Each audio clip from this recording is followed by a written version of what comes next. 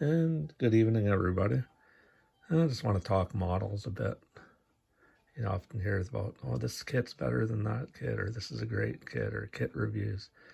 They're all great. I got back into the hobby during the pandemic, but I've tinkered with hundreds of these kits when I was a kid. I had a minor disability when I was a kid, and I couldn't go outside in the winter a lot, so this was my escape, and I wasn't very athletic. So, yes, but anyways, you know, you always hear, oh yeah, this kit's better than that kit. This kit's not good. This kit sucks. And again, to me, they're all great kits. It's just how much time you're willing to put into them. This is the Monza kit, AMT. I had to eyeball the interior parts because there was no mounting points. And it took a lot of effort just to get this thing to sit right and get the tires sitting in the wheel wells properly and so forth. One of my pet peeves when I'm watching other builders is if they don't have the wheels and tires sitting in the wheel wells properly. You'll see a high gloss paint job and all these aftermarket parts, and then the wheels are kind of like cockeyed. It's just something about, to me, they gotta have the right stance. That's just how I am. And this one again, same thing, you know, low parts count kit. And I just had fun with it. And then this MPC Dodge Monaco police car.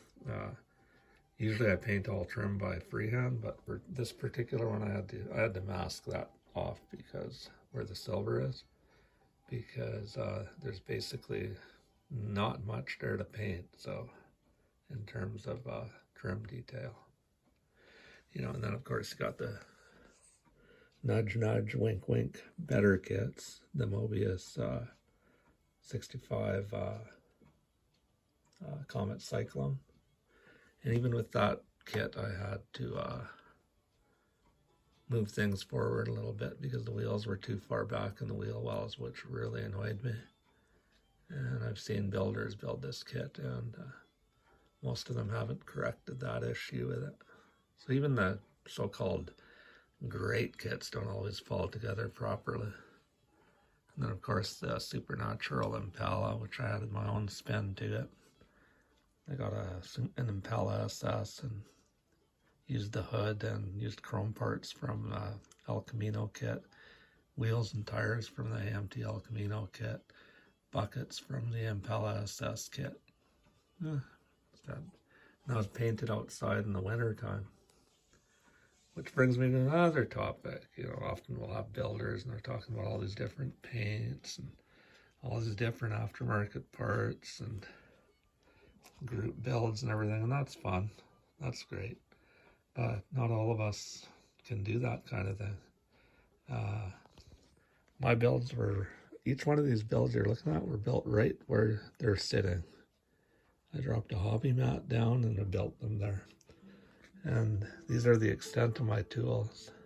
Basically, I just use hobby knives, brushes, bottle paints, detail paints, rattle can paint, masking tape if I'm two-toning, and then model wax.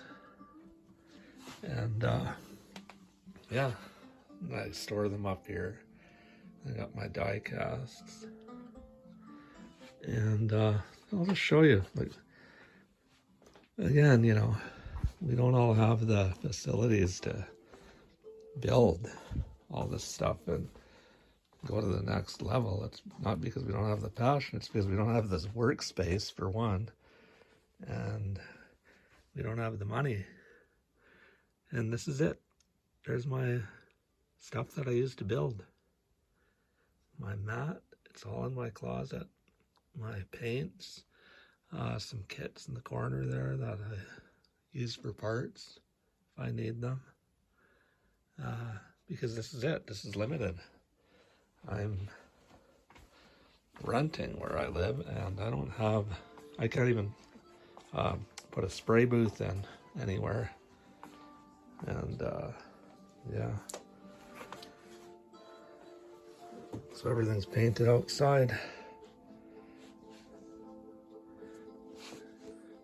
And then, you know, we talk about the model community a lot of the time. Well, I went to a local model show here and put all my stuff on the table, and yeah, and I didn't go back the following year because it was kind of, I didn't like the way they ran it. They went around with a cardboard box giving all their awards out. I may as well put Matchbox cars on the table because, and Hot Wheels cars on the table, because they only took photos of my vehicle model cars from a distance. And not to brag, but mine were, well, they speak for themselves, right?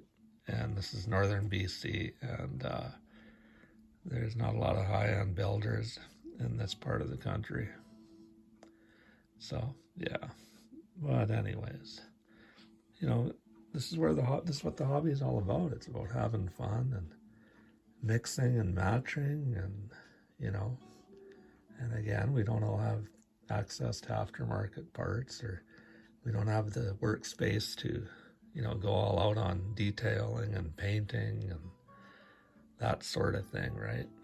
Again, each one of these were built with those basic tools right there on this corner of the table, and each one of these were painted outside with Tamiya rattle can paints, which I think are really good paint if you don't have a lot of workspace and you want to get some builds done.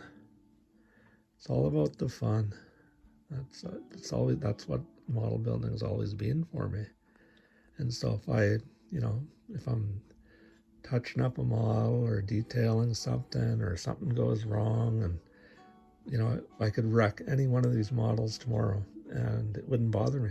I just put everything in the box and I'd either repair it or use it for parts.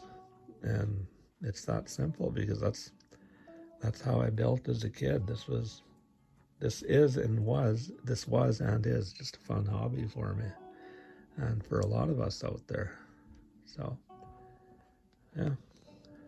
So again, you know, going to the next level, it's not because a person doesn't want to or doesn't have the skill to do that. It's having the workspace and having the finances to get all that stuff to bring you to the next level. So